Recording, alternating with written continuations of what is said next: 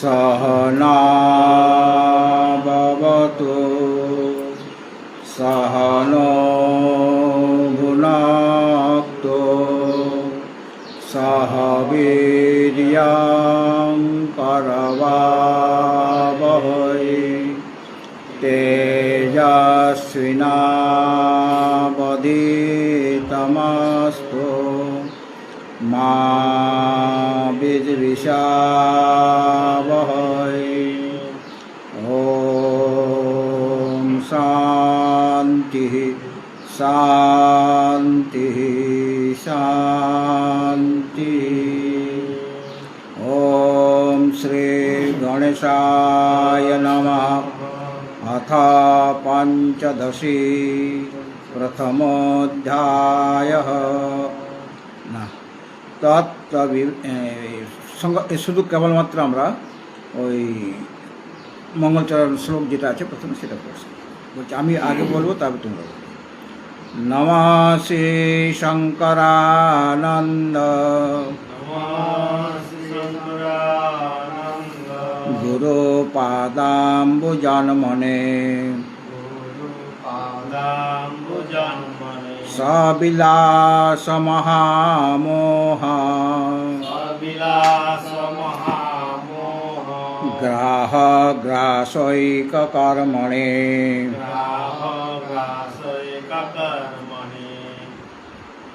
নমঃ শ্রী শঙ্করানন্দ সবিলাস গ্রাহ গ্রাসৈক কর্মণে।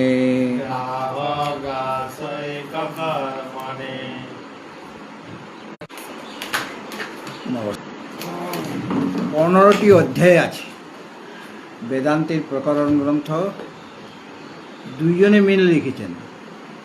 বিদ্যারণ্য স্বামী প্রথম 10টি অধ্যায় রচনা করার পরে তার শরীর চলে যায়, কেননা ওনার ওটা অসম্পূর্ণ রয়ে গিয়েছে, আর কিছু লেখার ছিল। সেটা অন্তিম যে প্রকরণ বা 5টি অধ্যায় সেখানে সেটি রচনা করেছেন ভারতী তীর্থজি। ভারতী তীর্থ। এই জন্য এখানে দুইজনেরই ওই যখন রামকৃষ্ণ দেবের টিকাটা পড়ব আমি, তখন দেখা যাবে যে দুজনকেই প্রণাম করা হচ্ছে, একজনে লেখা নেই। কেননা ভাষাগত কিছু পরিবর্তন হয়ে গেছে। প্রথম 10টি অধ্যায়ে যেরকম ভাষা, যেরকম শব্দ প্রয়োগ করা হয়েছে, অন্য একজন ব্যক্তি লিখলে তার ভাষা আলাদা হবে কি না? ওখানে ভাষা আলাদা হয়ে যাচ্ছে। এই জন্য প্রথম 10টি অধ্যায় বিদ্যার অন্তিম 5টি অধ্যায় সেটি ভারতী তীর্থজি তিনি। যা প্রকরণ বিবেক আনন্দের কথা বলা হয়েছে। এই যে পরমাত্মা তিনি সচ্চিদানন্দ, তা সৎ প্রথম 5টি অধ্যায়ে সতের কথা বা বিবেক প্রকরণে সতের কথা, আর দ্বীপ প্রকরণে বা 6ষ্ঠ থেকে 10ম যে অধ্যায় দ্বীপ পঞ্চক, সেখানে শুদ্ধ চৈতন্য স্বরূপ আত্মার আলোচনা করা হয়েছে দ্বীপ পঞ্চকে। আর তার পরবর্তী যে 5টা অধ্যায় সেখানে আত্মাকে আনন্দ স্বরূপ বলে প্রতিপাদন করা হয়েছে। আত্মা হলেন আনন্দ স্বরূপ, এই জন্য তার নাম হলো আনন্দ তীর্থজি লিখেছেন। কাজেই ওর পড়া আছে, কিছুটা পড়া আছে। ওর কথা শুনো, ফার্স্টের তো পড়া আছে, তো তাতে কোনো অসুবিধা নাই। এবং এটা যদি শুরু করি তাতেও তোমার বুঝতে কোনো অসুবিধা হবে না, বুঝতে কোনো অসুবিধা হবে না। ক্রম অনুসারে তো পড়লে ভালো হয়, কিন্তু যদি আমরা আনন্দ পঞ্চক নিয়ে আলোচনা করি তাহলেও তোমার বুঝতে কোনো অসুবিধা হবে না। কেন? ওটা একটা পৃথক গ্রন্থ। অনেকের মতে এটা একটা গ্রন্থটাই আলাদা, ওটা একটা আলাদা গ্রন্থ, মানে প্রথম 10টা অধ্যায়, এটা একটা আলাদা গ্রন্থ। কিন্তু যেহেতু উনি মানে বিদ্যারণ্য মুনি আনন্দ পঞ্চক সম্পর্ক লিখতে চেয়েছিলেন, মানে মনে মনে ঠিক করে দেখেছেন, একটা রূপরেখা করা হয় না যে এই করবো। একজন কুম্ভকার সে কি কি বানাবে, মাটিটা তার সব আছে, কি কি বানাবে আগের থেকে, আগে রাত্রে সে ঠিক করে নেয়, ঘট বানাবে না থালা বানাবে না প্রদীপ বানাবে, আগের থেকে ঠিক করে দেখে কিনা, বা কতগুলি ঘট বানাবে বা ঘটের পর অন্য কিছু বানাবে, ঘর কিছু বানালাম, তারপরে কিছু প্রদীপ বানালাম, তারপরে কিছু থালা বানালাম, এরকম একটা মনে মনে ঠিক করে রাখে, তো সেই অনুসারে সে কাজ করে।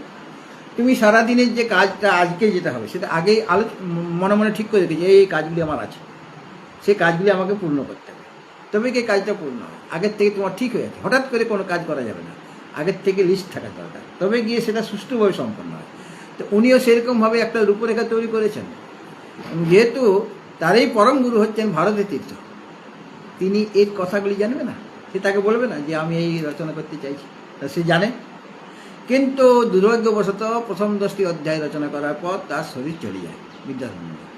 কাজেই ভারতীয় তীর্থ তো দেখছেন যে এ তো সম্পূর্ণ কাজ করতে পারলো না, মানে আয়ু কমের জন্য। তখন তিনি ঠিক করলেন যে এটা তো সম্পূর্ণ হওয়া দরকার। কাজে তার যে চিন্তাধারা, সেই চিন্তাধারাও তিনি জানেন, তার সাথে আলোচনা করা হয়েছে হয়তো, সেই অনুসারে তিনি লিখলেন। এবং তিনি বিরাট পণ্ডিত লোক, এবং বুঝাই যাবে না, অন্যরা বলে দেয় বলে যে এটা আলাদা গ্রন্থ বা আলাদা ব্যক্তি, পৃথক ব্যক্তি রচনা করেছেন, এটা পণ্ডিতরা বলে দিয়েছে, কিন্তু না বললে বুঝাই যাবে না যে অন্য কোনো ব্যক্তির রচনা। হ্যাঁ, তো যাই হোক, আমরা একাদশ অধ্যায় মানে আনন্দ পঞ্চকের যে প্রথম অধ্যায়, যার নাম দেওয়া হয়েছে ব্রহ্মানন্দে যোগানন্দ, ঠিক আছে, এটা নিয়ে আমরা আলোচনা করব। একাদশ অধ্যায় বার করো।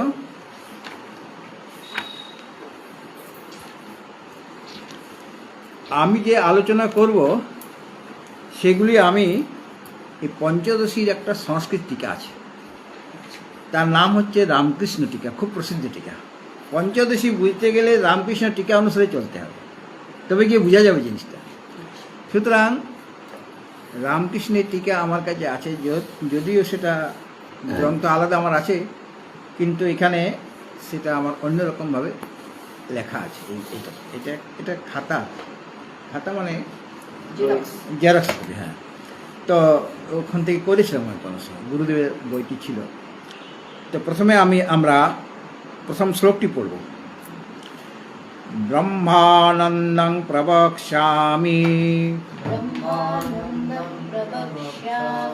জ্ঞাতে তস্মিন্নসে জ্ঞাতে তস্মিন্নসে শতঃ ঐহিকামুস্মিকানার্থ ব্রাতং হিত্বা সুখায়তে। কোনটা কি অর্থ যদিও লেখা আছে আপনার বইয়ে, ভারতীয় তীর্থতে যে বলছে, এটা ভারতীয় তীর্থের লেখা। কাজেই পণ্ডিতগণ এটার বিশেষভাবে আলোচনা করে ঠিক করেছেন কার লেখা। ব্রহ্মানন্দং প্রবক্ষ্যামি, আমি এখন ব্রহ্মানন্দের কথা বলবো।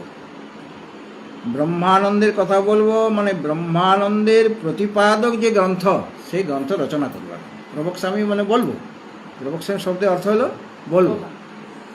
তো বলবো মানে কি, যে ব্রহ্মানন্দ প্রতিপাদক যে গ্রন্থ, ব্রহ্মানন্দকে যে প্রতিপাদন করবে এমন যে গ্রন্থ, সেই গ্রন্থ রচনা করবে।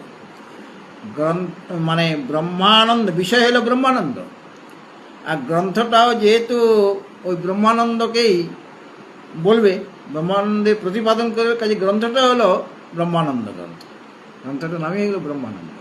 হ্যাঁ, কেননা যেমন উপনিষদ, এই উপনিষদ দাও তো, তখন তুমি বললে মহারাজ এই নেন উপনিষদ, এটা উপনিষদ।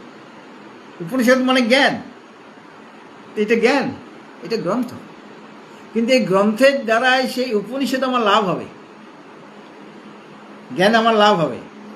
সুতরাং এই গ্রন্থকেও আমরা উপনিষদ বলছি, এটা তো একটা গ্রন্থ, এটা উপনিষদ নয়। কিন্তু এই গ্রন্থের সাহায্য নিয়ে আমাদের সেই বিষয়ে জ্ঞান লাভ হবে কি না, তাহলে এই জন্য আমরা গৌণভাবে এটাকেও বলে দিলাম এটা উপনিষদ। এটাকে বলা হচ্ছে গীতা। এটা কি না গীতা? গীতা এটা কোথায়? গীতা তো ধর্মশাস্ত্রে, ওটা গীতা, এটা তো গীতা না। গীতা হলো সেটা, কিন্তু এটা সেই গীতার তত্ত্বগুলিকেও বলবে। গীতাতে কি ভগবান বলে সেগুলি বলবে, এই জন্য এটার নাম, বইটার নামও গীতা হয়ে গেল। আর গীতা তো কৃষ্ণ অর্জুনের সংবাদ, ওটা হলো গীতা, যেটা উনি বলেছিলেন। এটা লিখিত রূপ, এটা লিখিত রূপ।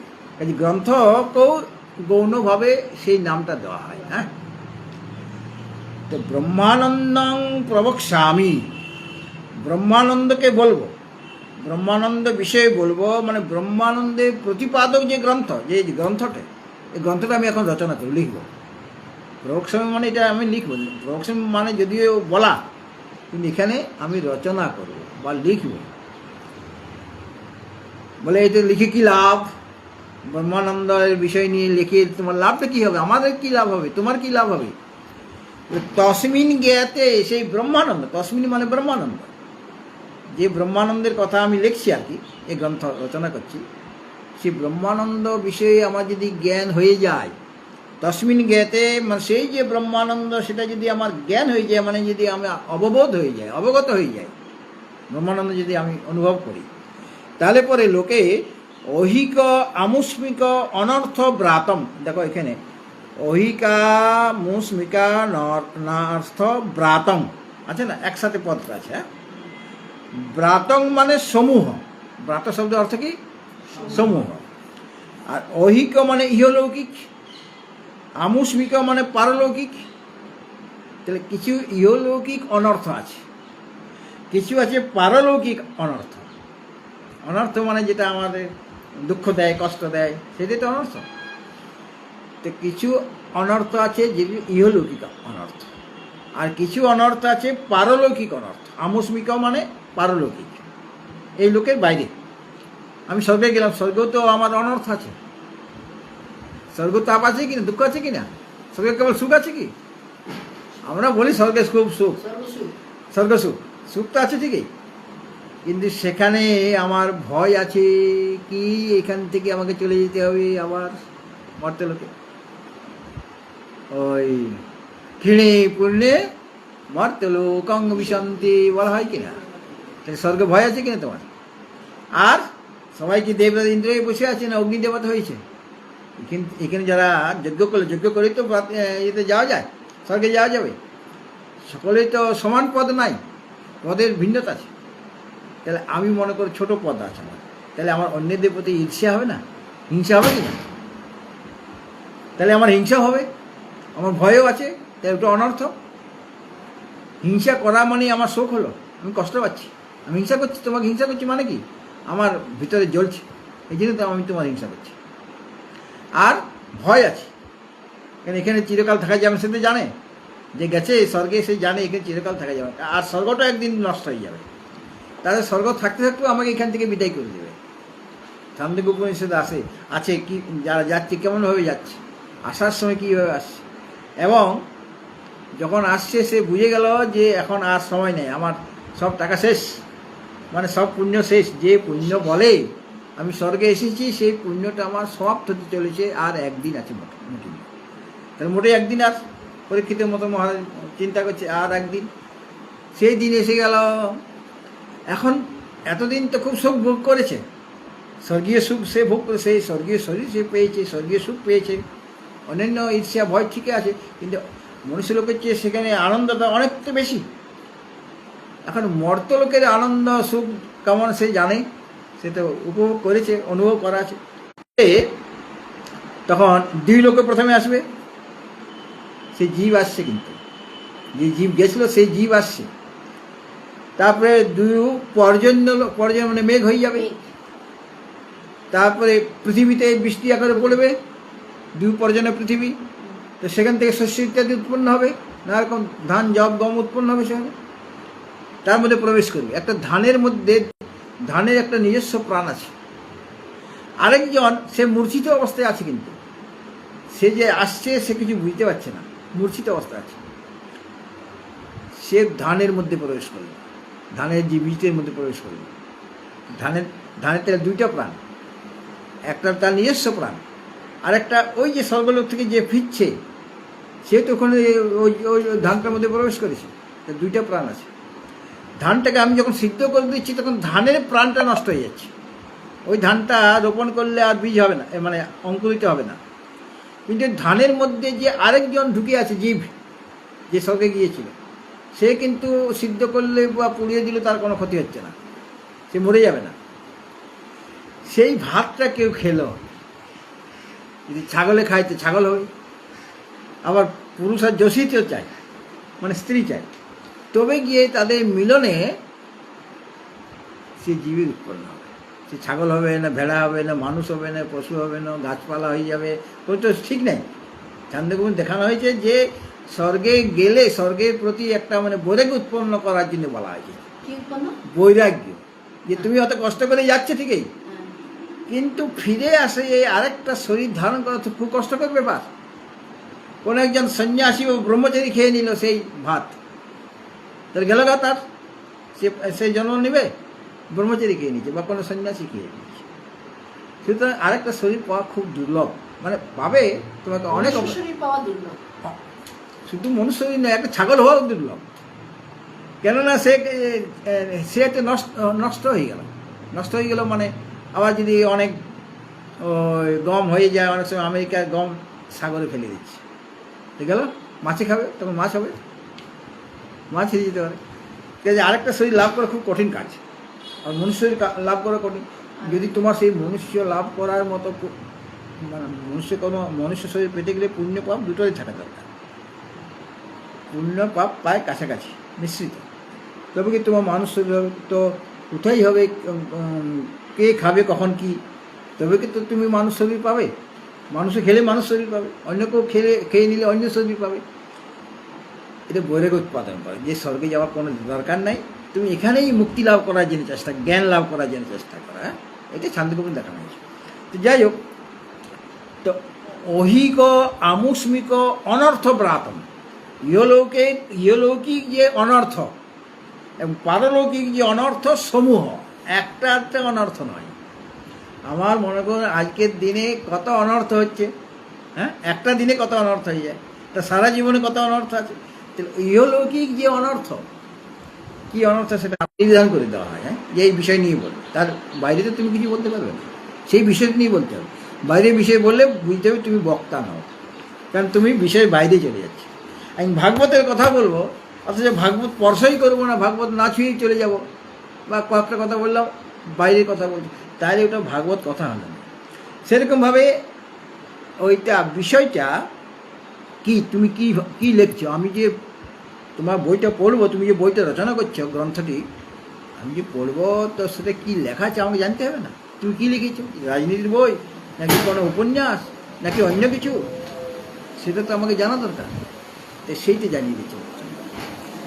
এখন এটা হলো মূল জিনিস, এটারই রামকৃষ্ণের টিকাটা আমি বলছি।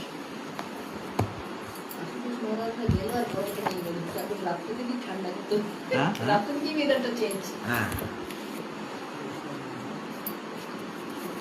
কি হে আপনার কি ঘুম পেয়েছে? আপনার চোখ দেখে তো আমি দেখে গরম লাগছে না।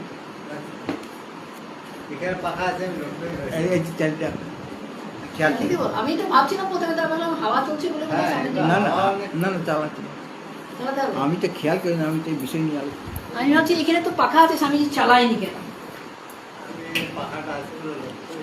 এইগুলি এখন মনে থাকে না। আমার কথা চললে ঘুম পায় আছে। শুনো শুনো, টিকাকার মানে রামকৃষ্ণ, তিনিও মঙ্গলচরণ করবেন। নত্বা শ্রী ভারতী নত্বা শ্রী ভারতী তীর্থ বিদ্যারণ্য মুনীশ্বরূপ, দুজনের নাম নিয়েছেন।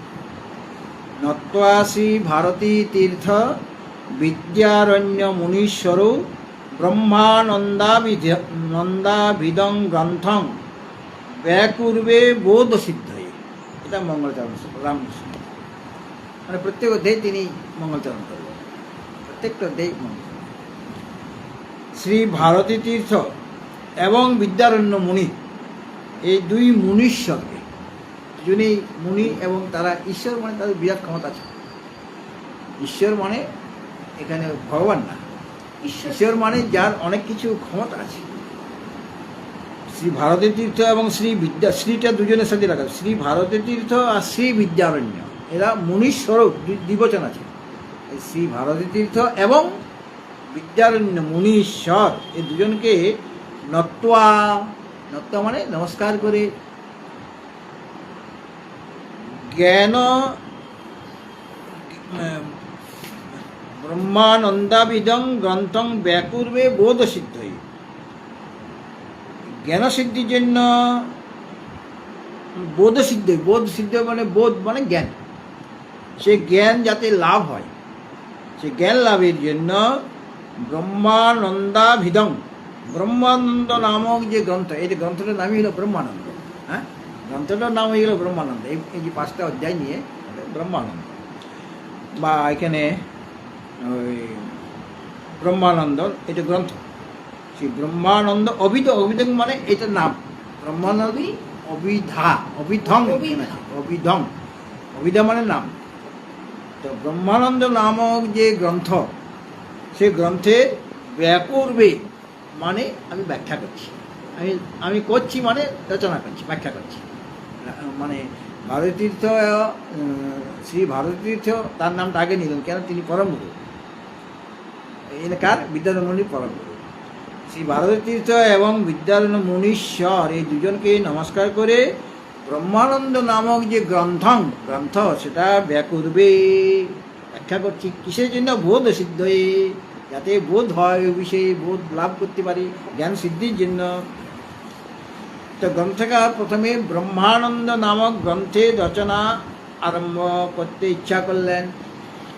গ্রন্থকার মানে এখানে ভারতীয় তীর্থ, এই অংশটা রচনা করেছেন ভারতীয় তীর্থ। সে গ্রন্থ যাতে নির্বিঘ্নে সম্পূর্ণ হয়। মঙ্গলচরণ আমরা করি কেন?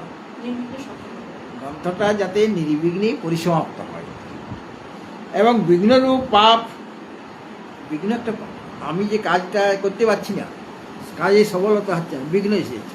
বিঘ্ন এসেছে কেন? ওটা আমার কোনো দুর্ভাগ্য, কোনো পাপের ফল যে বিঘ্ন এসে যাচ্ছে। কেউ মসৃণভাবে চলছে, কারো পদে পদে বিঘ্ন। একটা সংসার করতে গেলে একজন দেখা যাচ্ছে খুব বিঘ্ন আসছে না, কম বিঘ্ন, আরেকজন প্রতি পদে পদে বিঘ্ন, তার মধ্যে তার পাপ আছে, তার পাপের ফলটা হচ্ছে বিঘ্ন। বিঘ্নটা কেন? পাপের ফল তো। সে বিঘ্নের রূপ যে পাপ বা পাপ ফল, সেটাকে দূর করার জন্য, হ্যাঁ, এবং ইষ্ট দেবতা তাকেও স্মরণ করা হবে। ভগবানের যে কোনো ভালো কাজ করতে গেলে ইষ্টদেবের স্মরণ করতে হয় কিনা? ইষ্ট দেবতার স্বরূপ অনুস্মরণ করা, স্মরণ করা রূপ যে মঙ্গলাচরণ, 3টা কাজ হচ্ছে। প্রথমে তো যাতে করে গ্রন্থটি নির্বিঘ্নে পরিসমাপ্ত হয়, এটা মানে বিঘ্নরূপ যে বিঘ্ন যেটা আছে, গ্রন্থ রচনা হচ্ছে না, সম্পূর্ণ করতে পারছে না কেন? বিঘ্ন আছে। সেই বিঘ্নটা যাতে দূর হয়ে যায়, তাহলে আমার কাজটা সম্পূর্ণ হবে। যেমন বিদ্যারণ্যমণি করলেন, কিন্তু বিঘ্ন থাকার জন্য তিনি অন্তিম 5টা অধ্যায় করতে পারলেন, বিঘ্ন সত্যি চলে গেল। এবং ইষ্ট দেবতার স্বরূপ যে চিন্তন মনোযোগ করলে সে ভগবানেরও স্মরণ হবে, এবং তার কথা বলতে হবে। আর এই গ্রন্থ শ্রবণে যাতে শ্রোতার প্রবৃত্তি জন্মে, যার আমি যাতে আমি গ্রন্থ রচনা করে যাতে পরিশ্রম করছি, কিসের জন্য? যাতে করে বইতে লোক পড়ে, শুনে, তবে শ্রোতা যাতে এই প্রবৃত্তি হয় এই গ্রন্থ বিষয়ে। আরেকটা জিনিস কি না, শিষ্য শিক্ষা। শিষ্যকে এটা শিক্ষা দিচ্ছেন গুরু, যে কোনো একটা ভালো কাজ করতে গেলে ভগবানের নাম নিতে হয়, মঙ্গল কাজ করতে হয়। পুরোহিত বিয়ে বাড়ি হবে, পুরোহিত লিস্ট দিচ্ছে, প্রথমে লিখে দেওয়া হলো বিষ্ণু বরণের শালু, আগে লিখে দাম কম, কিন্তু এটা আগে লিখে দেবে। বিষ্ণু বরণের শালু ওটা লাগবে, লালটা ওটা লাগবে, হ্যাঁ হ্যাঁ, বিষ্ণু বরণ। তারপরে ধুতি দাও আলাদা, কিন্তু বিষ্ণু বরণের শালু দেখবে লেখা আছে পুরোহিত দর্পণে বা ইয়েতে, বিষ্ণু বরণের শালু। গুরু বরণের, তারপরে গুরু বরণ, আগে বিষ্ণু বরণ, তারপরে গুরু বরণ, তারপরে অন্য কিছু, তারপরে অলঙ্কার টলঙ্কার লিখবে, সেটা আলাদা, কিন্তু ওইটা লিস্ট আগে লিখবে, বিষ্ণু বরণ শালু আর গুরু বরণ। শালু তো দিতে হবে, তারপরে বস্ত্র, গুরু বরণের বস্ত্র, পুরোহিত বরণের বস্ত্র, পুরোহিতকে বরণ করতে হবে, ওগুলো আগে লিখবে, তারপরে অন্যান্য জিনিস যেগুলি প্রয়োজন সেগুলি লিখবে। তো মঙ্গলচরণ করা দরকার, কোনো একটা শুভ কাজ করতে গেলে এইটা শিষ্য শিক্ষা হবে। এই এতগুলি কাজের জন্য মঙ্গলচরণ করা হয়। তো গ্রন্থকার নিজেও মঙ্গলচরণ করেছেন, আর টিকাকারও রচনা করছেন ওই মঙ্গলাচরণ। এই জন্য সেহেতু প্রয়োজন সহিত গ্রন্থ প্রতিপাদ্য যে বিষয়টি, মঙ্গলাচরণ কি হবে, এই যে গ্রন্থের প্রতিপাদ্য বিষয়টা কি সেটা বলে দেওয়া হবে মঙ্গলাচরণ। আমার বিষয়টা কি সেটা আমি বলে দিচ্ছি। গ্রন্থের যে প্রতিপাদ্য বিষয় এবং সেটা সেই প্রতিপাদ্য বিষয় জেনে আমার কী লাভ হবে, আমার প্রয়োজনটা কি, সেই প্রয়োজনটা জানিয়ে দিতে হবে। বিষয় সম্বন্ধ অনুবন্ধ চতুর্থ আছে না, বিষয় সম্বন্ধ, প্রয়োজন। প্রয়োজন আর অধিকারী। বিষয় সম্বন্ধ, অধিকারী। হ্যাঁ, এই কটা জিনিস দরকার আছে। কেননা কোনো একটা গ্রন্থ পড়তে গেলে তোমার অনুবন্ধ চতুষ্টয় লাগবে। কী কী লাগবে না, অধিকারী, বিষয় সম্বন্ধের প্রয়োজন। এই গ্রন্থটা পড়ার অধিকারীকে সবাইকে এই পঞ্চদশী পড়বে। আমি ওখানে গিয়ে সত্যনারায়ণ মন্দিরে গিয়ে পঞ্চদশী আরম্ভ করে দিলাম, কজন আসবে? 4-5 জনই আসবে, 400-500 লোক তো আসবে না, কারণ তার অধিকারী কম। সুতরাং এই অধিকারী বলতে হবে, বিষয় সম্বন্ধ আর প্রয়োজন, এই কটা জিনিস বলতে হবে। এই কথা বলবো তো সেটা জানানো দরকার, অধিকারীকে, বিষয় কি, প্রয়োজন কি, আর গ্রন্থের সাথে বিষয়ের কি সম্বন্ধ, এগুলো বলা দরকার। তো ব্রহ্মজ্ঞান যে অনর্থ নিবৃত্তি করবে, যে ব্রহ্মানন্দ সম্পর্কে আমি বলবো, সেই ব্রহ্মানন্দ অনর্থে নিবৃত্তি করবে আর পরমানন্দ লাভ করাবে। কী হবে? অনর্থ নিবৃত্তি হবে, যে অনর্থ ব্রাতন বলা হয়েছে আগে শ্লোকে, অনর্থ ব্রাতন অনর্থ সমূহকে দূর করবে আর পরমানন্দ প্রাপ্তি হবে। এটা শ্রুতি বচন দ্বারা তার বর্ণন করা হচ্ছে এখন। তার জন্য ওই ভারতীয়জি এই শ্লোকটি বলেছেন, ব্রহ্মানন্দং প্রবক্ষ্যামি জ্ঞাতে তস্মিন নশে শতঃ অহিকামুস্মিকানার্থ ব্রাতং হিত্বা সুখায়তে। এই শ্লোকের অর্থটা মোটামুটি আমি বলে দিয়েছি। ব্রহ্মানন্দং প্রবক্ষ্যামি তস্মিন জ্ঞাতে, সে ব্রহ্মানন্দকে জ্ঞাত হলে ঐহিক আমুস্মিক অনর্থ ব্রাতম, ইহলৌকিক এবং পারলৌকিক যত অনর্থ রয়েছে সব নিঃশেষে ত্যাগ করে সে সুখায়তে, মানে সুখস্বরূপ ব্রহ্ম হয়ে যাবেন। শ্লোকের অর্থ শেষ হইল না, এটার ব্যাখ্যা, রামকৃষ্ণের ব্যাখ্যা। টিকাকার লিখছেন মানে রামকৃষ্ণদেব, যে নির্বিশেষং পরম ব্রহ্ম সাক্ষাৎ কর্তুম অনিশ্বরাহা। নির্বিশেষ ব্রহ্ম আর সবিশেষ ব্রহ্ম, সগুণ আর নির্গুণ ব্রহ্ম আছে। আমাকে জানতে হবে সেই নির্গুণ তত্ত্বকে জানতে হবে, যিনি শুদ্ধ চৈতন্য, যার কোনো উপাধি নেই, তাকে আমাকে জানতে হবে। সগুণকে জানাটা আমার উদ্দেশ্য নয়, সেটা হলো সবিশেষ, উপাধিযুক্ত আর কি। সোপাধিক ব্রহ্ম হলো সগুণ আর নিরুপাধিক ব্রহ্ম হলো নির্বিশেষ। একটা নির্বিশেষ, একটা সবিশেষ। নির্বিশেষ কি? উপাধি রহিত, যেটা ঘটাকাশ আর মহাকাশ মনে করেন। মহাকাশ হলো নির্বিশেষ, সেখানে কোনো উপাধি নেই। আর ঘটাকাশ, পটাকাশ, মঠাকাশ ওটা হলো সবিশেষ, উপাধি রয়েছে, ঘট পট মঠ উপাধি রয়েছে। মহাকাশকে বুঝতে গেলে ঘটাকাশের মাধ্যমে বুঝতে হবে, তবে কি সেই মহাকাশ তো বিরাট ব্যাপক, কাজে তোমাকে ধীরে ধীরে বুঝতে হবে। আমার তো জানতে হবে নির্বিশেষ পরম ব্রহ্মকে, তাকে সাক্ষাৎকার করতে হবে, যিনি নিরুপাধিক শুদ্ধ চৈতন্য।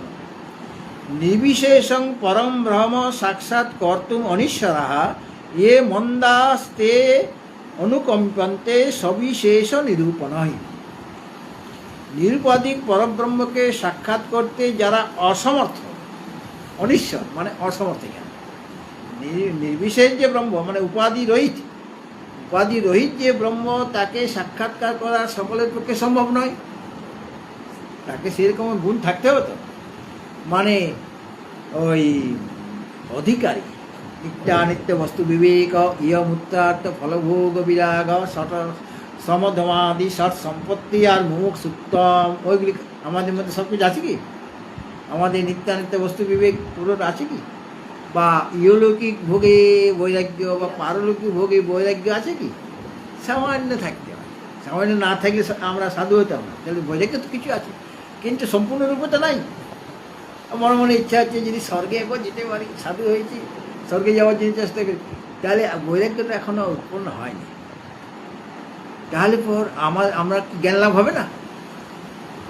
আচার্য শঙ্করকে জিজ্ঞাসা করছে যে তুমি যে আত্মানাত্ম বিবেক বলে একটা গ্রন্থ আছে আচার্য শঙ্করের, তুমি যেভাবে অধিকারী নিরূপণ করলে, ওই চারটা অধিকারী, মানে অধিকারী চারটে গুণ থাকবে কি কি? যে নিত্যানিত্য বস্তু বিবেক, ইহা মূত্রার্থ ফলভোগ বিরাগ, সমদমাদি ষট সম্পত্তি, আর মুমুক্ষুত্ব। কজনের আছে? কয় সাধু সন্ন্যাসী কজনেরই বা আছে। তো তাহলে আমরা ওটা পড়বো কি পড়বো না? বেদান্ত উপনিষদ আমরা পড়বো কি পড়বো না বলুন? বলে পড়বে। বলে কেন? বলে পড়তে পড়তে তোমার যেটুকু ঘাটতি কিছু তো আছে, তাছাড়া তুমি এটা পড়ার জন্য আগ্রহী হতে না, বা তুমি সাধু সন্ত হতে না, গৃহস্থের মধ্যে সৎ গৃহস্থ তুমি হতে না, তো কিছু তো তোমার গুণ আছে। তো বাকি যে গুণটা তোমার দরকার, যেটুকু ঘাটতি আছে, সেটা তুমি এটা অধ্যয়ন করো, এটা অনুশীলন করো, অনুশীলন করতে করতে ওই গুণগুলি তোমার এসে যাবে এবং তুমি প্রকৃত অধিকারী একদিন হয়ে যাবে। এটা আচার্য শঙ্কর বলেছেন ওই আত্মানাত্ম বিবেকে। প্রশ্ন করলেন যে আমাদের তো এই গুণগুলি নাই, তাহলে আমাদের কি হবে? তোমাদের হবে। এখানে এই বিষয়টার এমন গুণ, আবার যিনি লেখছেন তার একটা শক্তি আছে। এখানে যিনি লেখছেন এই বিদ্যারণ্য মুনি এবং ভারতীয় তীর্থ, আর টিকা লিখছেন রামকৃষ্ণদেব, রামকৃষ্ণ। তাহলে তাদের শক্তি আছে না? এবং এগুলো পরম্পরাক্রমে এটা নানারকমভাবে গুরুজন অনুশীলন করেছেন। তাহলে আমি গুরুমুখ থেকে শুনছি যে গুরুর একটা শক্তি আছে, এতগুলি শক্তি। আবার যে বিদ্যারণ্য মুনি বা ভারতীয় তীর্থ, এরা পরম্পরা, শঙ্করের যে পরম্পরা, তার কাছ থেকে শিখেছেন। এই উপনিষদের ভাষ্য, ব্রহ্মসূত্রের ভাষ্য, গীতার ভাষ্য তারা পড়েছেন। তাহলে সেই শক্তিটা আচার্য শঙ্কর শক্তির মধ্যে এসে গেছে। সুতরাং এই এতগুলি শক্তি একত্রিত হচ্ছে, তার তুমি অনুশীলন করছো। এই জন্য বলা হয়েছে যে যারা বিশেষ করে সাধু সন্ন্যাসী, তারা শ্রবণ মনন আর নির্দেশন এটা প্রতিদিন করবে। শ্রবণ মনন নির্দেশন এটা তাদের কাজ, আসল কাজ। আর বাকি কাজগুলো বাই প্রোডাক্ট কাজ। আসল কাজটা তোমার, আমি ঘর দুয়ার ছেড়ে এখানে যে এত কষ্ট করে এসেছি, কোনোদিন খাওয়া জুটছে, কোনোদিন খাওয়া জুটছে না, এরকম হচ্ছে। সব দিন আম কাঁঠাল পাওয়া যাবে? কোনোদিন দেখলে আল সিদ্ধ ভাত দিয়ে খেতে হচ্ছে, খেতে হয় কি না? বা বাইরে গেছি, সবসময় সব কিছু পাওয়া যায় না। সুতরাং এত যে কষ্ট করে জীবনটা জ্বালাচ্ছি, সকলের তো টাকা পয়সাও আসে না, কার কোনো ভাগ্য থাকে টাকা পয়সা এসে যায়, ওটা ভাগ্য না, দুর্ভাগ্য। বেশি টাকা এসে গেলে ওটা দুর্ভাগ্য, সৌভাগ্য নয়। তো বাকিটা তোমার যেটুকু ঘাটতি, যেটুকু অভাব আছে, সেটা এই গ্রন্থ তোমাকে পূর্ণ করবে। গ্রন্থের অনুসরণ করতে করতে তোমার সেটা হবে। এই জন্য বলছেন যারা নিরুপাধিক পরব্রহ্মকে সাক্ষাৎ করতে অসমর্থ, অনিশ্বর মানে এখানে অসমর্থ, তাদের প্রতি অনুকম্পা করার জন্য সেই রকম যে মন্দবুদ্ধি অধিকারী, এরা তো অধিকারী একদম, কিন্তু নির্বিশেষ পরব্রহ্মকে সাক্ষাৎকার করার মতো ক্ষমতা তাদের নাই, এখন সেই ক্ষমতা এসে যায়নি। সেরকম মন্দবুদ্ধি যে অধিকারী রয়েছে, যারা সোপাধিক, তাদের জন্য প্রথমে আমি সোপাধিক ব্রহ্মের নিরূপণ করব। সোপাধিক ব্রহ্মের নিরূপণের দ্বারা বিশেষভাবে তারা অনুগৃহীত হন। সোপাধিকটা তারা বুঝতে পারবে, নিরুপাধিক তত্ত্ব তারা বুঝতে পারবে না, কিন্তু সোপাধিকটা বুঝতে পারবে। সোপাধিক ব্রহ্ম বা সবিশেষ যে ব্রহ্ম, তার নিরূপণের দ্বারা বিশেষভাবে ওই মন্দবুদ্ধিগণ অনুগৃহীত হন। এবং এই মর্মের যে শাস্ত্র বচন, অর্থাৎ সবিশেষ ব্রহ্ম আর নির্বিশেষ ব্রহ্ম, বিশেষ আছে, তো প্রথমে সবিশেষ দিয়ে আমাকে এগোতে হবে, তারপরে নির্বিশেষ যাব। আগে সোপাধিক দিয়ে যাব, সোপাধিককে বুঝবো, তবে গিয়ে নিরুপাধিককে বোঝা যাবে। সুতরাং সেই এই বিষয়ে শাস্ত্র বচনও আছে। সেই সবিশেষ ব্রহ্ম মানে ব্রহ্মস্বরূপ যে বিষ্ণু প্রভৃতি দেবতা, এটা সবিশেষ ব্রহ্ম। হ্যাঁ, কেননা মনে করেন যে কৃষ্ণ যখন শরীর ধারণ করল, অবতার, তখন তাকে আমি দেখতে পাচ্ছি। ওই সময় যারা ছিল দ্বাপর যুগে, তারা ভগবান শ্রীকৃষ্ণকে দেখেছেন? হয়েছে তো। দুর্যোধনও দেখেছেন, অর্জুনও দেখেছেন, পিতামহ ভীষ্মও দেখেছেন, দ্রোণাচার্যও দেখেছেন, শকুনিও দেখেছেন, দুঃশাসনও দেখেছেন। সকলের দেখা কি একরকম? দৃষ্টিভঙ্গি কি একই রকম? পিতামহ ভীষ্ম তিনি ভগবান রূপে দেখছেন, অর্জুন ভগবান রূপে দেখছেন, আর দুর্যোধন বলে যে ম্যাজিশিয়ান, তাকে যখন বলে একে ইয়ে করা, মানে আটক করো বা বন্ধন করো, কিন্তু তাকে বন্ধন করতে পারলো না। বলে এটা তো মানে বিশ্বরূপ দেখিয়ে দিচ্ছে ওই দুধ সভায়, মানে ভরা সভাতে, কৌরব সভায় ভীষ্ম ইত্যাদি, তারা বলছে প্রভুর লীলা এটা। আর দুজন বলছে এটা ম্যাজিক দেখাচ্ছে, হ্যাঁ এটা মায়া দেখাচ্ছে। কাজে দুজনের মধ্যে মানে ভিন্নতা, দেখার দৃষ্টিভঙ্গি আলাদা আলাদা। সুতরাং ব্রহ্মস্বরূপ যে বিষ্ণু বা ব্রহ্মা বিষ্ণু মহেশ্বর, সত্য তমগুণকে আশ্রয় করে যে ব্রহ্মা বিষ্ণু মহেশ্বর রয়েছে, হ্যাঁ। সুতরাং তখন একটা গুণকে উপাধি, কেউ সত্যগুণকে উপাধি করেছে, কেউ রজগুণকে উপাধি করেছে, কেউ তমগুণকে উপাধি করে ব্রহ্মা বিষ্ণু মহেশ্বর রূপে এসছেন। তো সেই সবিশেষ যে বিষ্ণুপ্রভু দেবতার যে যথার্থ স্বরূপ, সেটা নির্বিশেষ ব্রহ্ম, এটাকে বুঝাবার জন্য সমস্ত দেবতার যে মূল স্বরূপ হলো নির্বিশেষ ব্রহ্ম। ব্রহ্মাও সে নির্বিশেষ ব্রহ্ম, বিষ্ণুও নির্বিশেষ ব্রহ্ম, নির্গুণ ব্রহ্মস্বরূপ, মানে শুদ্ধ চৈতন্য স্বরূপ। ভগবান শঙ্কর সেও চৈতন্য মানে শুদ্ধ চৈতন্য স্বরূপ। রামের মানে হরি আর হর, হরির যে রূপ আসল স্বরূপ, হরেরও আসল স্বরূপ একই। হরিও সচ্চিদানন্দ আর হরও সচ্চিদানন্দ। আর মা কালী, মা দুর্গা, তারা সচ্চিদানন্দ রূপিণী, মানে কোনো পার্থক্য নাই। যদি উপাধি ছেড়ে দেওয়া হয় তখন সকলেই সচ্চিদানন্দ স্বরূপ হয়ে যাচ্ছে। সেটা হলো নির্বিশেষ স্বরূপ। তো সবিশেষ স্বরূপকে আমি যদি জানতে পারি, তখন তাদের কৃপাতে তিনি আমাকে নির্বিশেষ স্বরূপের জ্ঞান লাভ করতে, মানে কৃপা করে তিনি নির্বিশেষ স্বরূপের জ্ঞান করিয়ে দেবেন, বা সেরকম আমাকে অধিকারী করে দেবেন, তাই না? সুতরাং ওই তাদের যে মূল স্বরূপ ওই সবিশেষ ব্রহ্মের কি না, সে নির্বিশেষ ব্রহ্ম। সেই নির্বিশেষ ব্রহ্মের উল্লেখ করলেন। যেমন একটা বৃক্ষ আছে, বৃক্ষের মূল যদি স্পর্শ করে দেওয়া হয়, আমি তো উপরের শাখা প্রশাখা পাতা আছে সেগুলি তো আমি স্পর্শ করতে পারছি না। একটা বিরাট বড় বৃক্ষ আছে, মূল যদি আমি স্পর্শ করি তাহলে সর্বাঙ্গ স্পর্শ হয়ে যায় কিনা? যে আমি আম গাছটা স্পর্শ করলাম, তো আমি মূলটা মানে কাণ্ডটা কিছুটা অংশ আমি যেটুকু হাতে যায় সেইটুকু আমি স্পর্শ করি, কিন্তু এর দ্বারা সম্পূর্ণ গাছটা আমার স্পর্শ হয়ে গেল। সেরকমভাবে ওই নির্বিশেষ ব্রহ্মকে আমাকে তো জানতে হবে, কিন্তু সবিশেষের মাধ্যমে জানতে হবে। মানে গীতাতেও বলা যায়, ঈশ্বর সর্বভূতানাম হৃদ্দেশের জন্য তিষ্ঠতি ভ্রাময়ন সর্বভূতানি যন্ত্রারূঢ়ানি মায়া। তারপরে শ্লোক কি আছে, তমেব শরণং গচ্ছ, যিনি হৃদয়ে বিহার করছেন, তিনি তো সকলের প্রাণী হৃদয়ে রয়েছেন। তমেব শরণং গচ্ছ সর্বভাবেন ভাব, সে হৃদয় বিহারী যে ভগবান, তাকে সর্বতভাবে তার আশ্রয় গ্রহণ করো। তৎপ্রসাদা, তার যদি স্মরণ না হয়, তার যদি আশ্রয় না হয়, তাহলে তিনি কৃপা করবেন। তৎপ্রসাদ, প্রসাদ মানে কৃপা। তৎপ্রসাদ পরাং শান্তি, পরা শান্তি লাভ হবে। আর স্থানং প্রাপ্সি শাশ্বতম, আর শাশ্বত স্থান লাভ হবে।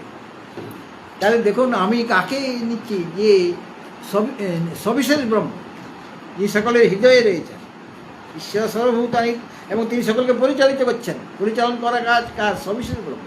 নির্বিশেষ ব্রহ্ম, তার মধ্যে কোনো ক্রিয়া না, তিনি কিছু করবেন না। কিন্তু এখানে বলা হলো যে ওই সবিশেষ ব্রহ্মের যদি আশ্রয় গ্রহণ করি, তখন তিনি কৃপা করবেন।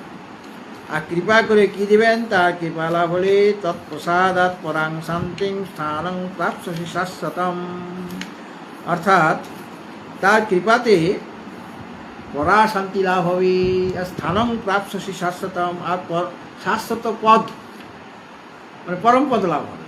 তো পরম মানে পরা শান্তি কখন লাভ হবে? নির্গুণ ব্রহ্মকে না জানলে পরা শান্তি হয় না। তাহলে নির্গুণ ব্রহ্মকে জানিয়ে দেবেন তিনি, হ্যাঁ, তিনি নির্গুণ ব্রহ্মকে জানিয়ে দেবেন। তমেব শরণং গচ্ছ সর্বভাবেন ভারত তৎপ্রসাদাৎ পরাং শান্তিম স্থানং প্রাপ্স্যসি শাশ্বত। অর্থাৎ সেই যে যিনি হৃদয়ে বিরাজ করছেন তার যদি শরণাগত কেউ হয়, তার প্রসাদে, তার কৃপায় তুমি পরম শান্তি এবং শাশ্বত পদ লাভ করবে। মানে নির্গুণ নির্বিশেষ যে ব্রহ্মকে তাকে তুমি জানতে পারবে। সুতরাং সবিশেষ ব্রহ্মের কৃপা আমার প্রয়োজন, তাই না? সবিশেষ ব্রহ্মের কৃপা প্রয়োজন। কাজে নির্বিশেষ ব্রহ্মে তিনি পৌঁছে দিবেন। কাজে একজন মনে করুন আশ্রমে আসলে গুরুর কাজে আসে, তাকে প্রথমে সন্ন্যাস দিয়ে দেয়, প্রথমে ব্রহ্মচর্য পালন করতে হবে। আর ব্রহ্মচর্য পালন করার সময় পঞ্চদেবতার উপাসনা করতে হয় কি না? পঞ্চদেবতা, 5 জন দেবতার উপাসনা করতে হবে। আর আশ্রমে সেবা করতে হবে, এটা হলো কাজ, এটা সাধনা। ওই ব্রহ্মচারী অবস্থা ওই হলো সাধনা তোমার, যে তুমি সেবা করো আর গুরু সেবা করো। বলে গুরু তো নাই, গুরু শরীর চলে গেছে, এখন তো আমি অন্য জায়গায় বসে দেখতে পারি। গুরু তো চলে গেছে, গুরু তো শরীর চলে গেছে, নাই। গুরু না থাকলেও গুরুর আশ্রমটা রয়েছে, গুরু আশ্রম রূপে রয়ে গেছেন। আশ্রমে সেবা করা মানে এটা আমি নিজের কথা বানিয়ে বলছি না, আমার গুরুদেবের কথা বা অন্যান্য মহাত্মা কথা বলে।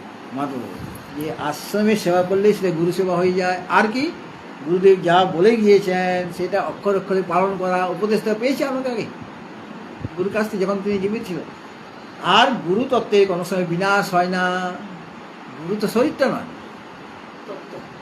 গুরুর ব্রহ্মা, গুরুর বিষ্ণু, গুরুর দেব মহেশ্বর, গুরু সাক্ষাৎ পরম ব্রহ্ম, ওটা তার নির্বিশেষ রূপ। আর সবিশেষ দেখুন, একটা শ্লোকের মধ্যে সবিশেষ নির্বিশেষ গুরুর কথা বলা আছে।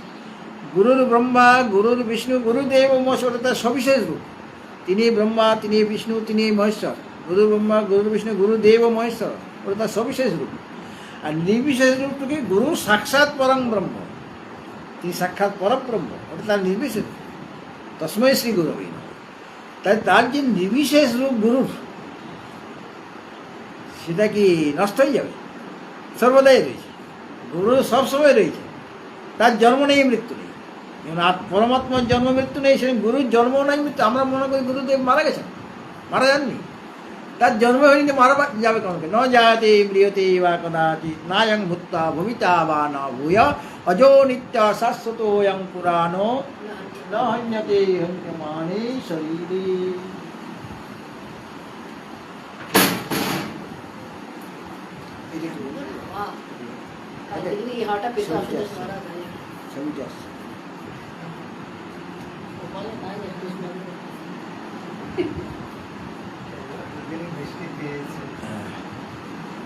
ঠিক বুঝাচ্ছে। এখন এই জন্য তৈত্তরীয় উপনিষদে বলা হয়েছে আনন্দং ব্রহ্ম। দেখো সব উপনিষদে আসবে এই যে এই যে এটা পঞ্চদশী, এটা এমন একটা গ্রন্থ যেখানে যে গ্রন্থ পড়লে তোমার উপনিষদ পড়া হয়ে যাবে, যে গ্রন্থ পড়লে তোমার গীতা পড়া হয়ে যাবে, যে গ্রন্থ পড়লে তোমার যোগ দর্শন পড়া হয়ে যাবে। ওটা এমনভাবে লিখেছে, মানে উপনিষদে পড়া হয়ে যাবে। তো তৈত্তরীয় উপনিষদে বলা হয়েছে আনন্দং ব্রহ্ম।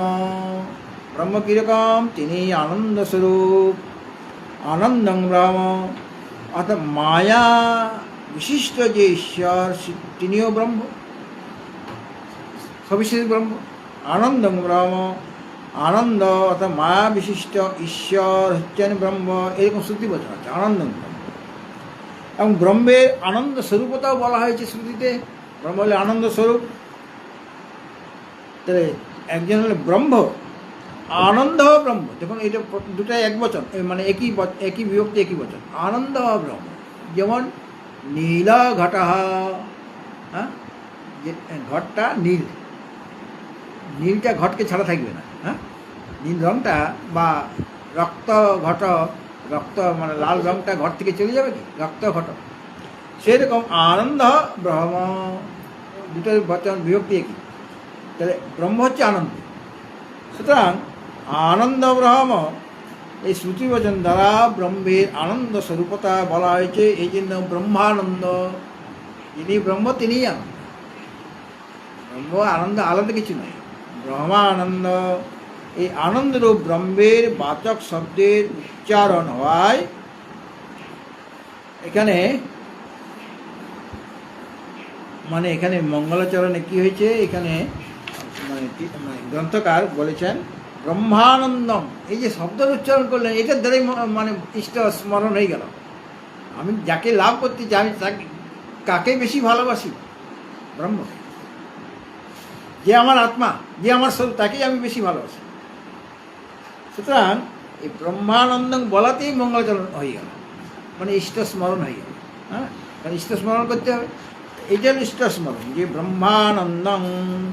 অর্থাৎ ওই এই যে কথাটা বলা হলো ব্রহ্মানন্দ, এই আনন্দস্বরূপ ব্রহ্মের বাচক শব্দ উচ্চারণ হয়েছে এই শ্লোকের মধ্যে। প্রথমে বলা হলো ব্রহ্মানন্দম, এর দ্বারাই কিন্তু মঙ্গলাচরণ হয়ে গেল, মানে ইষ্ট স্মরণ হয়ে গেল আর কি। হ্যাঁ, আর ইয়ং এই মনসা ধ্যায়তি তৎ উ বাচা বদতি, এরকম নিয়ম আছে। যথি মনসা ধ্যায়তি, যেটা আমি মনে মনে চিন্তা করছি সেটাই তৎ উ বাচা বদতি, সেইটি আমি বাক্যে বলছি। হ্যাঁ, আমি যে ব্রহ্মানন্দং প্রবক্ষ্যামি, আমি এটা রচনা করছি গ্রন্থটা, মানে ব্রহ্মানন্দ নামক গ্রন্থ রচনা করছি, তার মানে ব্রহ্মানন্দকে আমি প্রথমে ধ্যান করেছি। কেন নিয়ম আছে ইয়ৎ হি মনসা ধ্যায়তি, যে কথাটা আমি মনে মনে চিন্তা করছি আর কি, তৎ উ বাচা বদতি, সেটা আমি বাক্যের দ্বারা আমরা বলে থাকি। আমি যে কথাটা মনে মনে ভাবছি সেই কথাটা আমি তোমার সঙ্গে আমি কিছু ভাবছিলাম বা তোমার কিছু বলবো, এটা মনে মনে ভেবেছি, তোমার দেখতে পেলাম, তখন আমি সেই কথাটাই বলবো। তো এই জন্য নিয়ম হচ্ছে এরকম, ইয়থি মনসা ধ্যায়তি তৎ উ বাচা বদতি, যেটা আমি মনে মনে চিন্তা করি সেটি আমি বাক্যের দ্বারা প্রকাশ করি। এটা কৌশিক উপনিষদ আছে। আর সমস্ত বেদান্ত গ্রন্থ, বেদান্ত শাস্ত্র, তার প্রতিপাদ্য বস্তু কি? ব্রহ্ম বা আনন্দ। হ্যাঁ, পরমাত্মাই হলো নির্বিশেষ যে ব্রহ্ম, দ্বিগুণ যে ব্রহ্মই হলো প্রতিপাদ্য বিষয়। সমস্ত শাস্ত্র কিন্তু এই কথাই বলছে, গীতাও সেই কথাই বলে, উপনিষদ সেই কথাই বলে, ব্রহ্মসূত্র সেই কথাই বলে, মানে যত গ্রন্থ আছে আমাদের সব গ্রন্থ কী বলে, মানে বেদান্ত বিষয়ক গ্রন্থ সব কিন্তু ওই প্রতিপাদ্য বিষয় কি সব গ্রন্থের ব্রহ্ম। কেননা ব্রহ্মসূত্রে দেখানো হয়েছে যে এই যে ওখানে তো মনে করো দুইটা ভাগ বেদের, কর্মকাণ্ড আর জ্ঞানকাণ্ড। কর্মকাণ্ডের মধ্যে আর একটা তার ভাগ আছে উপাসনাকাণ্ড।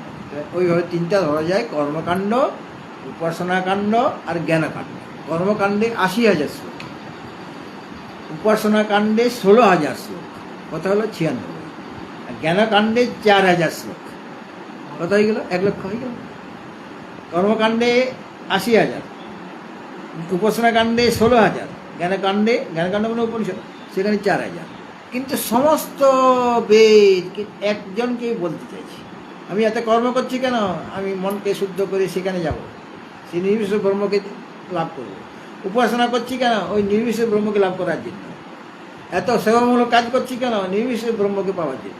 কাজে সমস্ত বেদের প্রতিপাদ্য বিষয় একটা, সেই ব্রহ্মানন্দকে বলা হয়। কর্মকাণ্ড, উপাসনাকাণ্ড হোক, যাই হোক। যেমন গীতাতে 18টা অধ্যায় আছে, সমস্ত অধ্যায়গুলি কিন্তু তোমাকে ব্রহ্মানন্দের দিকে নিয়ে যাবে। প্রথম অধ্যায়টা কিন্তু ফালতু নাই, বিষয়যোগ, অর্জুনের বিষাদ যোগ। প্রথমে ধৃতরাষ্ট্রের কথা, শেষে সঞ্জয়ের কথা।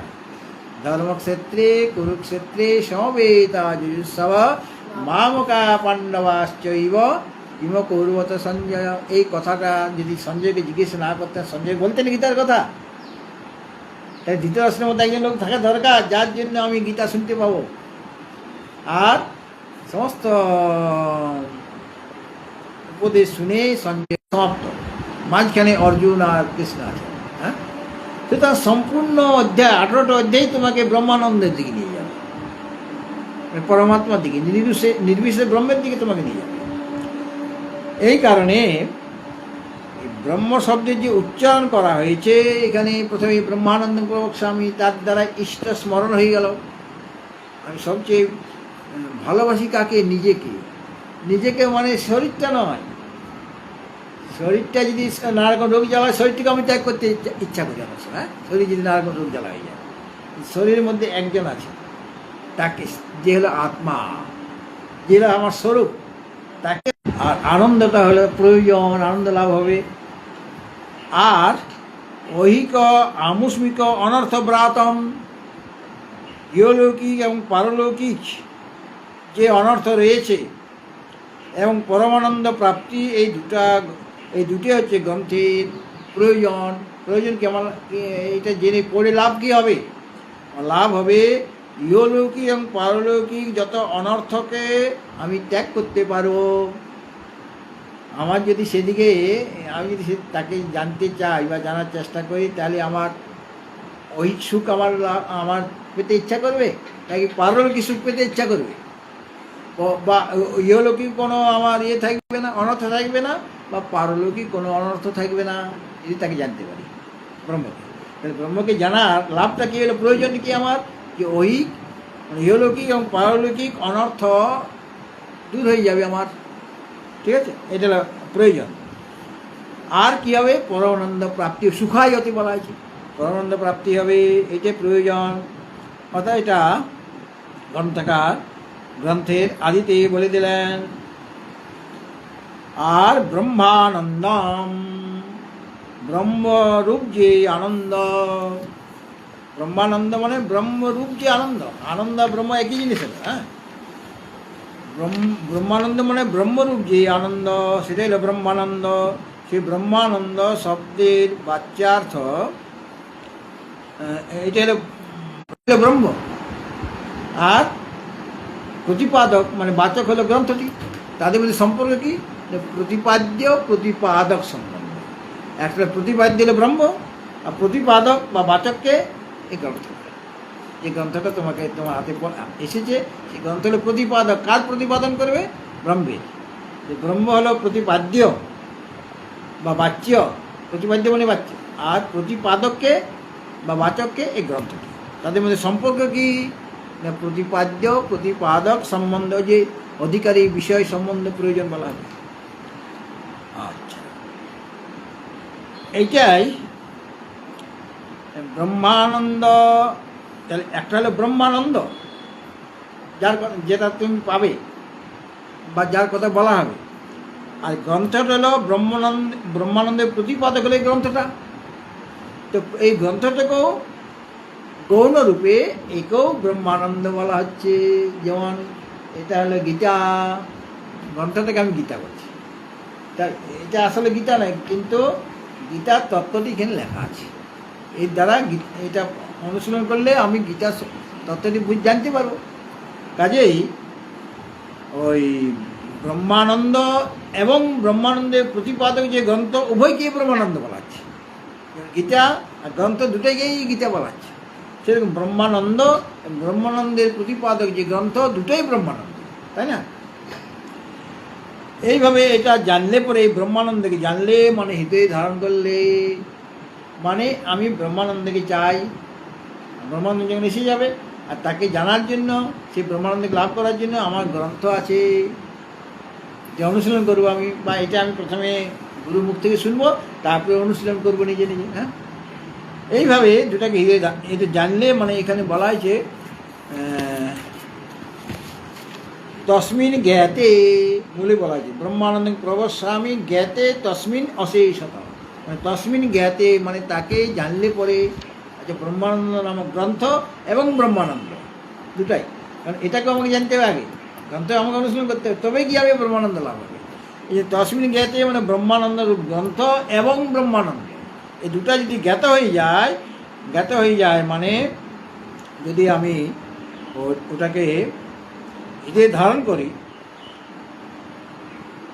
গ্রন্থকেও ধারণ করবো, গ্রন্থ অনুশীলন করছি, এটাই হলো হৃদয়ে ধারণ করা। হ্যাঁ, আর ব্রহ্মানন্দ যখন আমার এসে যাবে হৃদয়ে, তখন কী হবে?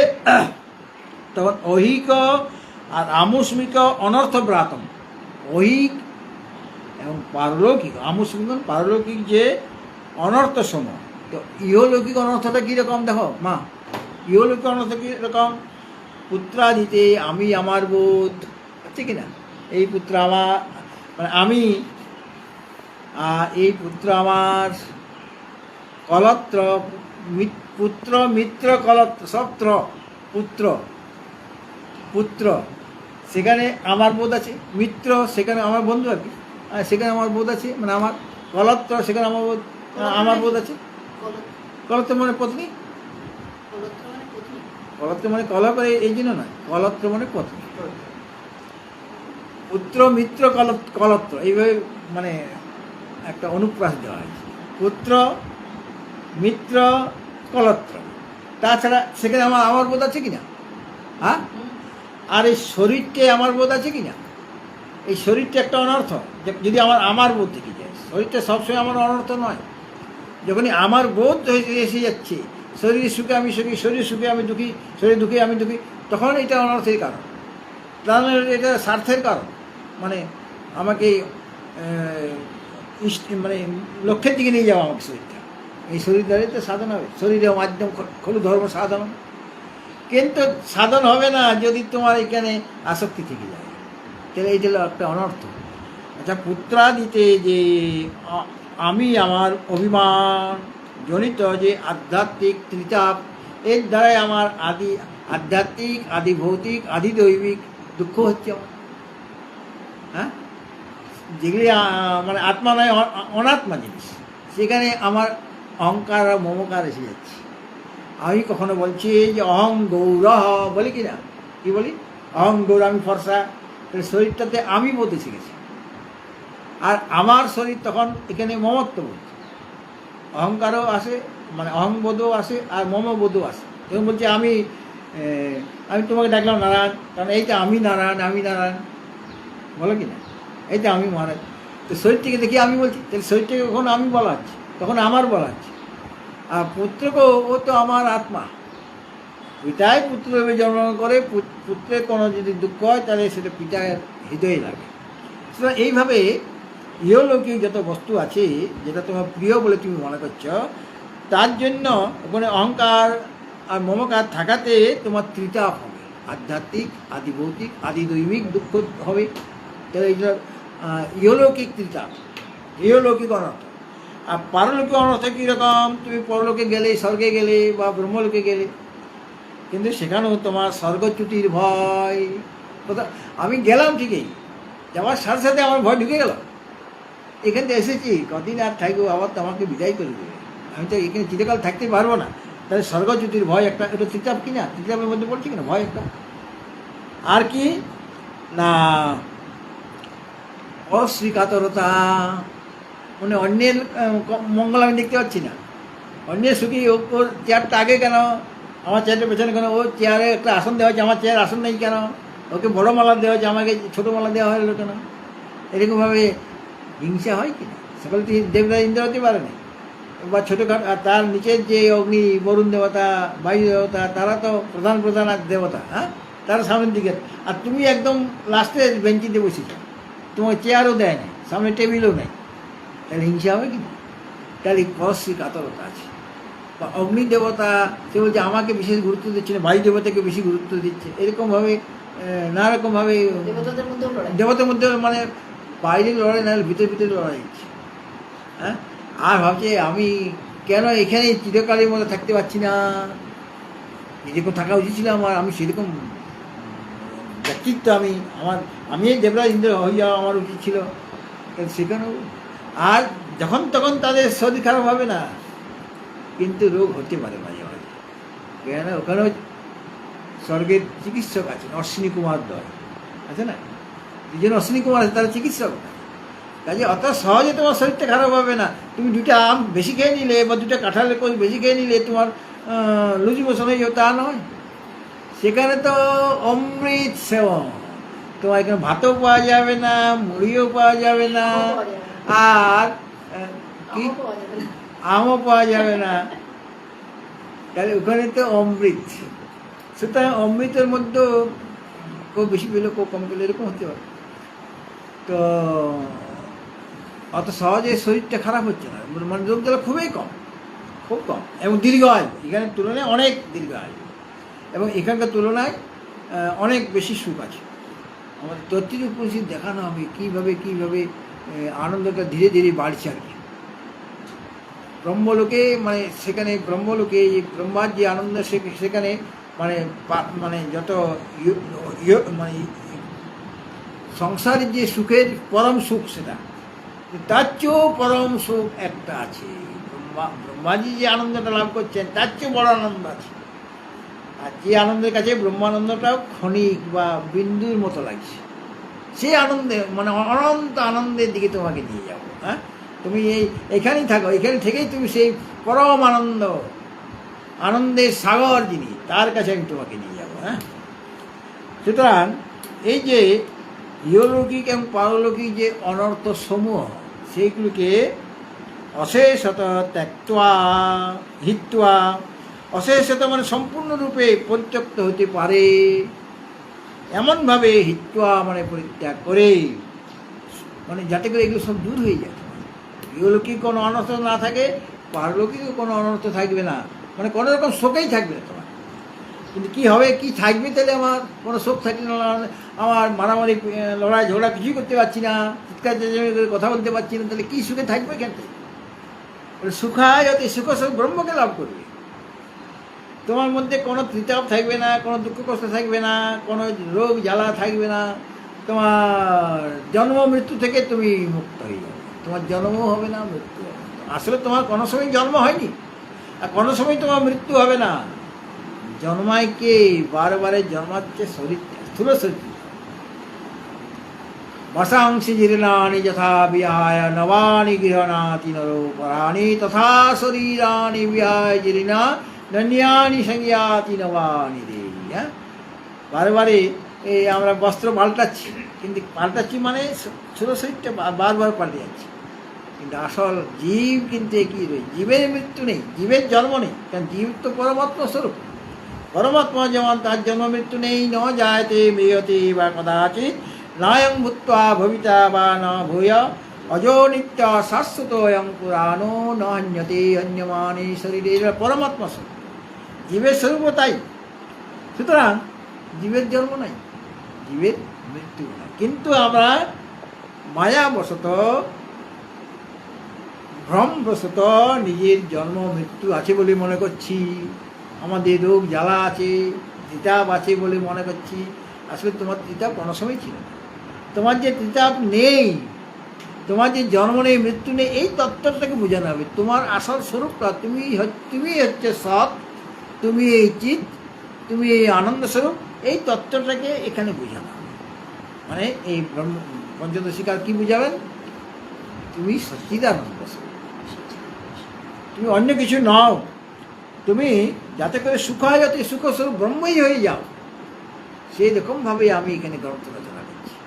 কাজে এই গ্রন্থটা অমূল্য গ্রন্থ, এবং এটার অধ্যয়ন করলে সেটার সাথে সাথে অনুশীলন হবে আপনি এমনভাবে রচনা করা হয়েছে গ্রন্থকে যে তোমাকে আলাদাভাবে অনুশীলন করতে হচ্ছে। ওইটা তুমি ওর মধ্যে ডুবে যাও, ডুবে গেলেই তিনটাই হয়ে যাবে তোমার, শ্রবণ মনন নির্দেশ সব তোমার হতে থাকবে, এবং ধীরে ধীরে তুমি আর ওই কোনো রকম অনর্থ, কোনো রকম শোক তাপ কিছুই থাকবে না, কোনো রকম চাঞ্চল্য থাকবে না, কোনো রকম অস্থিরতা থাকবে না। তুমি পরম শান্ত, এই যে পরাশান্তি লাভ করবে, আর শাশ্বত ধাম লাভ করবে, অর্থাৎ শুদ্ধ চৈতন্য স্বরূপ, তাকে তুমি অবগত হতে পারবে, এবং তখন তুমি বুঝতে পারবে সেই নির্বিশেষ ব্রহ্মই আমি, অহং ব্রহ্মাস্মি, এই তত্ত্বটা তুমি বুঝতে পারবে।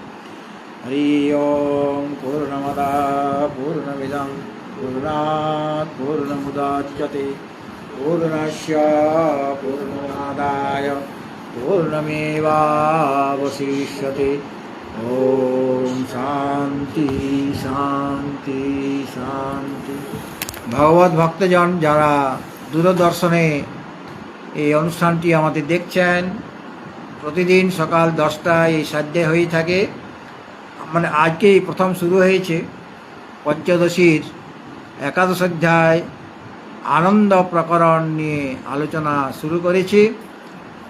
আপনারা যারা এই বিষয়ে আগ্রহী, অবশ্যই আপনারা সকাল 10টায় থেকে সেটা আরম্ভ করবেন। আমরা এখানে আরম্ভ করব, এবং আপনারা অবশ্যই শুনবেন। এবং এই গ্রন্থটি অতি অমূল্য গ্রন্থ, এই গ্রন্থের অনুশীলন হওয়া একান্ত প্রয়োজন। কাজেই আমার যত মিত্র ইত্যাদি রয়েছেন, ভক্ত রয়েছেন, তাদের কাছে অনুরোধ জানাবো, এই পঞ্চদশীর আনন্দ প্রকরণটি অবশ্যই আপনারা শ্রবণ করুন, দূরদর্শনের মাধ্যমে, ফেসবুকের মাধ্যমে এটা দেখুন।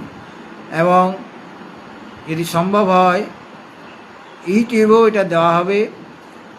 এবং আমাদের হোয়াটসঅ্যাপে যে বেদান্ত চিন্তনে গ্রুপ আছে, সেই গ্রুপেও এই সমস্ত যে প্রবচন পঞ্চদশী বিষয়ে সেটা দেওয়া হবে।